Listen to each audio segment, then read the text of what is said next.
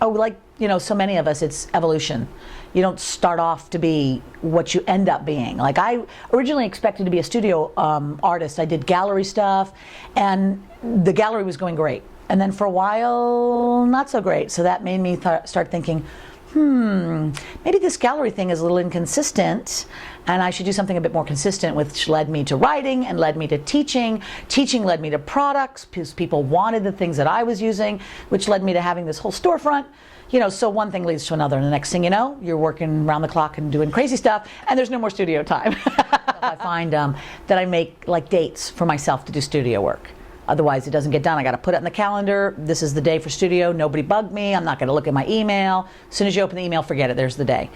So that's what I do. I try to, as much as I can. Because I think sometimes we associate self-publishing with sort of a lesser quality thing, or something that when you look at it, you go, oh, she did that herself, huh? So, sometimes when they see that mine are self-published, like, oh, really? Because I've got a very good publisher. Well, it kind of happened in a Mickey Mouse way. My son is a cartoonist. He was started when he was 12, and we were looking around for a publisher for him, because we did the hand copies and he sold them at school, but he really wanted to do this as a living. So at the time, we were going to the Comic-Con in San Diego, and we talked to people there, and they said, oh, go to this publisher, they're the biggest comic book, blah, blah, blah. So we started publishing his comic books. Well, after a while, he moved to graphic novels, because he wanted to go in Barnes & Noble, and I thought, hey, if my son has got novels out there that I'm bankrolling, I can have some too. So I thought, well, why not try one and see how it works?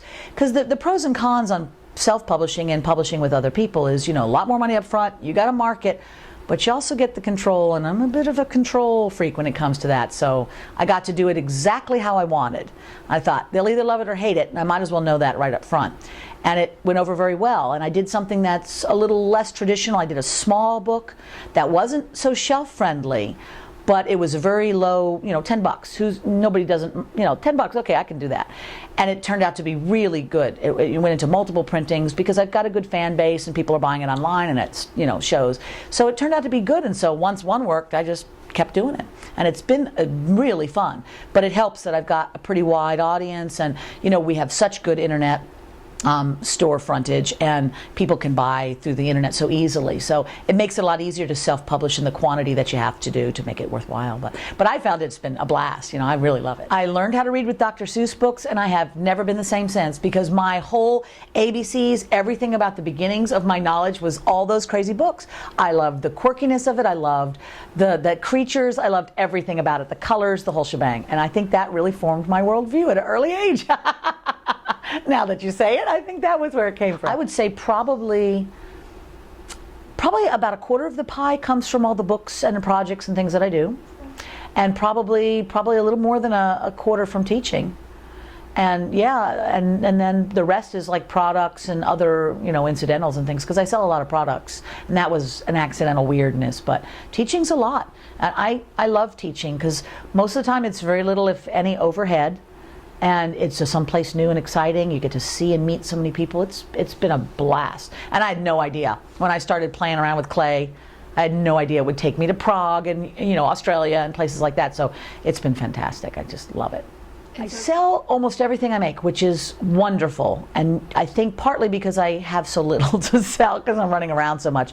But I would say probably sales of my own work, maybe 10 to 15%, just because I don't have that much I make. And I'm very grateful that people like what I do make and buy what I make. I used to sell a lot wholesale, but I now have so little product that I can't keep up with it, so I don't sell very little wholesale, and I don't have time for galleries. I have several that I was in and I would like to be in, and I have a couple that have asked me, which is very flattering, and I hadn't had a chance to make anything for them yet. I put my persona out on Facebook a lot because I know that there are so many people that would love to travel along and can't, or would love to make a living doing what they love and can't. So I feel like if I can just kind of share that in the Facebook world, then that lets people kind of vicariously live along with me. But I am very aware that I've been more lucky than I should be, and things have, at least knock on wood for now, gone very, very well. And I really am motivated then to try and share with other people and not step on toes and have fun with all that as I go along. But I know I've had it a little bit easier than many. So it was about Marilyn Monroe, and she was with a friend of hers at a restaurant,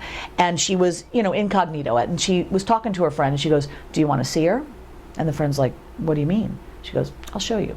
And all of a sudden she like became Marilyn. So she was Norma Jean, and all of a sudden she just put on her Marilyn persona. And up to that point nobody had looked at her or paid attention. But as soon as she turned it on, then everybody realized it was Marilyn. And it's just like it's an aura that you put out. So I think many of us who do a lot of teaching, or we have a public image, you go to places where there's people and there's a certain expectation of who you are when you're in that event. And so you kind of turn that on. And that can be very tiring because there's a lot of energy to that. And so you have to withdraw. So my favorite is to go back to my hotel room where it's quiet, and I read, I get in the internet, I just get away from people for a while and kind of refill, you know. So then I can usually think about it, I think, you know, this is what I think a lot. It's like, it's not you, Christi. It's just the thing you're representing.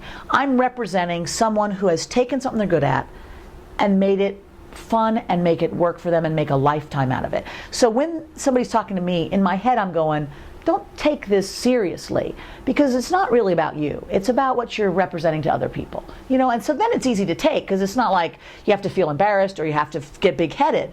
You're just kind of giving them a channel to enjoy what they could be or what life could be like, and that kind of thing. So that helps.